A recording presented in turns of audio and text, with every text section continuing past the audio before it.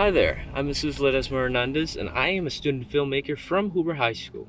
Talking about teens' mental health, I created a small compilation of interviews with teens talking about their problems and some solutions that they thought of. And so here you go.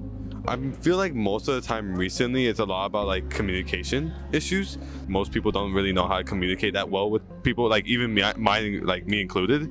I know for a fact I have a bit of social anxiety. People kind of almost built up this bubble due to the quarantine that they kind of feel safe in. Overcommitting to too many extracurriculars. A lot of teens love being involved in everything, but it's rather the expectation that we need to be. And in the end results in not only them not being able to put energy into those extracurriculars, but no longer being able to put energy into the basic necessities of just excelling in class on a basic level. They're pretty well aware of it. They know what mental health is and they know the causes of it, but I feel like they don't acknowledge them within themselves. They never notice it until probably once they're into adulthood, and then they're kind of oh, I went through this and I never knew about that. Colleges are impossible to get into, and to do so you need to be perfect, and this puts a lot of stress on kids to be perfect in order to get to the schools they want, or any school at all.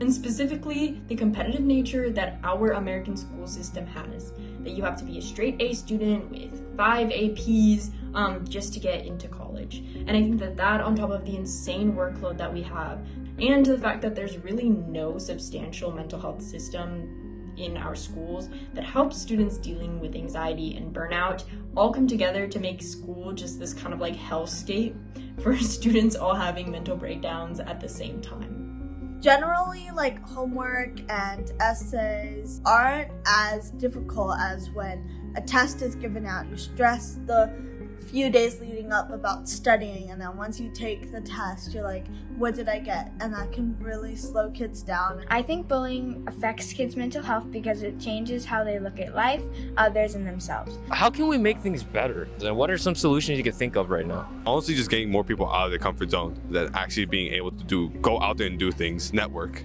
I'd say we have a wide multitude of programs, but maybe there could be a way to make it seem more popularized, because then again, there's more fitting in with the crowd, right? People don't want to be the only one going for mental health services. Just by simply talking about it, or creating communities and circles where people are more open to each other, open-minded, getting across our needs and how to help each other.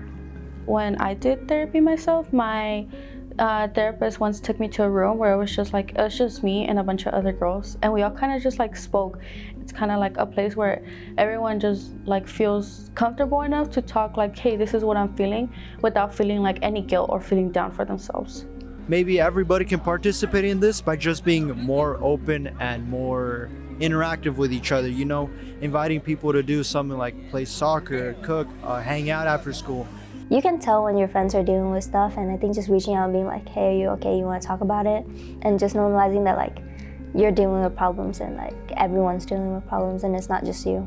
We have this notion that video games are almost kind of bad, is kind of brutal. I feel enticed by the narratives of the story more than the actual gameplay sometimes. But there's themes that could just be implemented to your daily lives, that playing these characters, there's some overarching story, some overarching theme that you just learn at the end. I go work out, hit the tennis courts for a little while, just do something physical to take my mind off of everything. Plus, I'm bettering myself at the same time, so it's a win-win.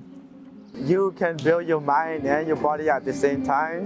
It doesn't matter how long it takes, but as long as you grow, that's all it really matters. To deal with things, I think just letting emotions out, because I feel keeping them in, it can make a person go crazy for sure. Programs maybe that endorse that open projection probably could be good. If there were a program to include music and how you can use it to cope with your stress and over assignments in school, I think people would be interested in it, because I know almost everyone in my class, every time the teacher is oh yeah, you can put on headphones and listen to music, everyone has their earbuds out. I listened to sad music all day. I was depressed, and that's when I first started writing the songs. I just pick up the guitar, learn some chords, and just express myself Maybe I just strum the guitar and just scream, like to let it all out, because it's been stressful to like keep it inside of me. Sometimes people do need help, and you never really know until you commit to an action. So my advice is, like, if you're not sure, you should do something. You're not the only one going through it. Keep going forward. I want them to know that they're not alone. You can still grow. There's still more to do, and this is just a new step in life where we have to learn.